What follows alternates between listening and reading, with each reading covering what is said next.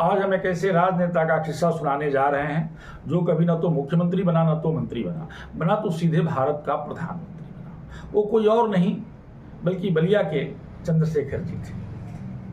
नमस्कार, मैं मुरली मनोहर और आप देख रहे हैं नेशनल कवरेज।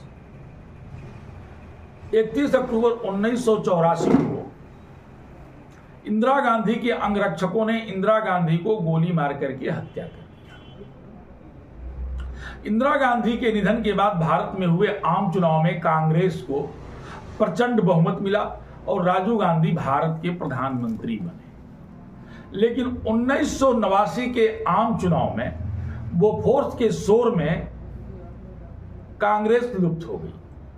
कांग्रेस बड़े दल के रूप में उभरी तो जरूर, लेकिन सत्ता से बहुत दूर हो गई। जनता पार्टी के नेतृत्व में भारतीय जनता पार्टी और वाम मोर्चा के समर्थन से विश्वनाथ प्रताप सिंह भारत के प्रधानमंत्री बने। 1 साल तक यह सरकार चली, लेकिन 1 साल के अंदर ही यह सरकार भी अस्थिर होने लगी। सरकार के अस्थिर होने का 2 सबसे बड़ा कारण था। पहला कारण था राजीव गांधी का चंद्रशेखर जी से हाथ मिला लेना।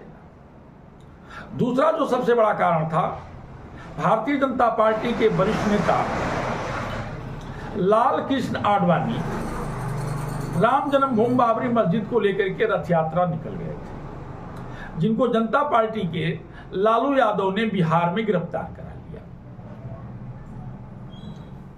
यह भारतीय जनता पार्टी को नागवार गुजरा, क्योंकि केंद्र की जो जनता पार्टी की सरकार थी वो भारतीय जनता पार्टी के समर्थन से ही चल रही थी।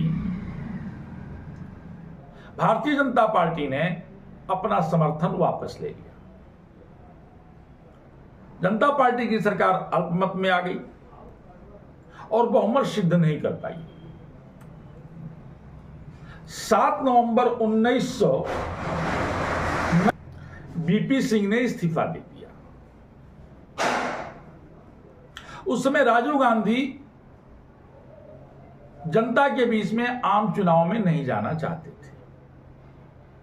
इधर चंद्रशेखर जी और राजीव गांधी की नजदीकियां भी बढ़ती जा रही थी। जनता दल के सरकार के गिरने का जो सबसे बड़ा कारण बताया गया था वो यही था कि चंद्रशेखर से राजीव गांधी की नजदीकियां और भारतीय जनता पार्टी का समर्थन वापस लेना। चंद्रशेखर जी 64 सांसदों को तोड़ करके एक नए दल का गठन किया, समाजवादी जनता पार्टी। कांग्रेस का उनको समर्थन मिला। 10 नवंबर 1990 को चंद्रशेखर जी भारत के प्रधानमंत्री हो गए। सबको लग रहा था कि यह सरकार जो है अपने 5 साल का कार्यकाल पूरा करेगी, मध्यावधि चुनाव नहीं होगा।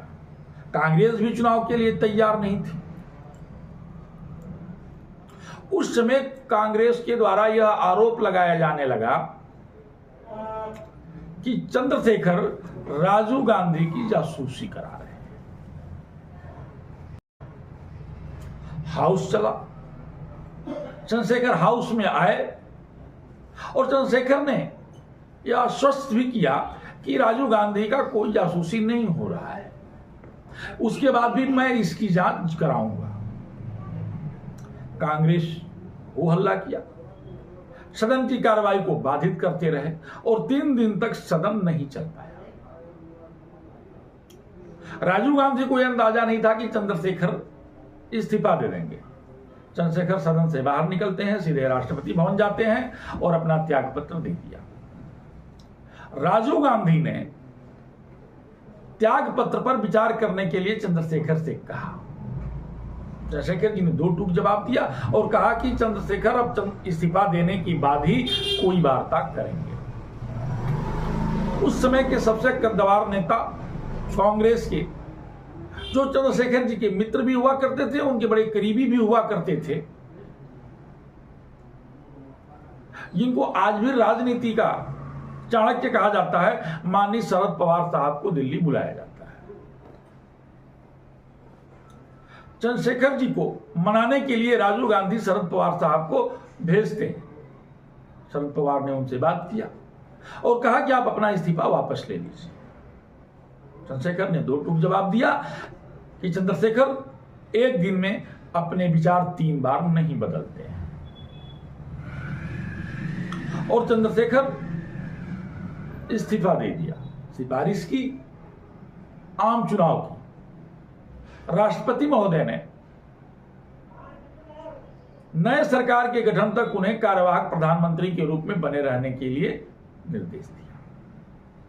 एक दूसरा किस्सा यह है, वर्ष 2006 में जब चंद्रशेखर जी काफी बीमार थे, चल फिर नहीं पा रहे थे, दिल्ली में उन दिनों थे और स्वास्थ्य लाभ ले रहे थे, चंद्रशेखर जी ने इच्छा जाहिर किया कि मैं बलिया जाना चाहता हूं।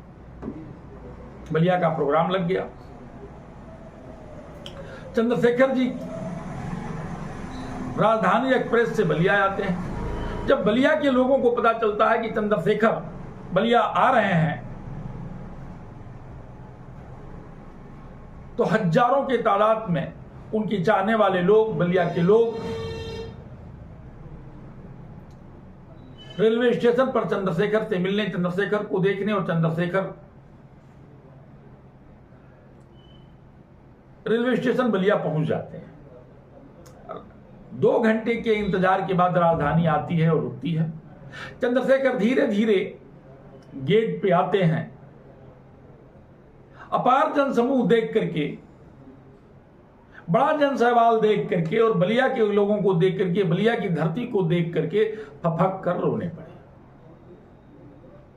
जिसने कभी राजनीति में झुकना नहीं सीखा, जिसने कभी राजनीति में समझौता करना नहीं सीखा,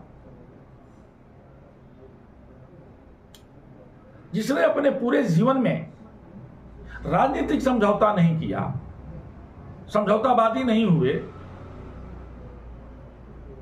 नौजवानों की एक टीम बना करके जिसने समाजवाद का उत्थान, जयप्रकाश नारायण और लोहिया के नेतृत्व में जिन्होंने पूरे देश में समाजवाद को फैलाने का काम किया, जिसकी वजह से उनको नजरबंद करके इमरजेंसी के समय में जेल में भी रखा गया, जो कभी अंदर से कमजोर नहीं होने वाला व्यक्तित्व था, दुख में भी कभी जाहिर ना होने देने वाले और सुख में भी कभी जाहिर ना होने देने वाले चंद्रशेखर का बलिया से इतना लगाव था, इस मिट्टी से इतना लगाव था, यहां के लोगों से इतना लगाव था कि चंद्रशेखर ने जब बलिया के लोगों को देखा तो फफक के रो पड़े। शायद चंद्रशेखर यह सोच रहे थे कि बलिया का यह मेरा अंतिम यात्रा है, और वह बलिया का अंतिम यात्रा ही साबित हुआ।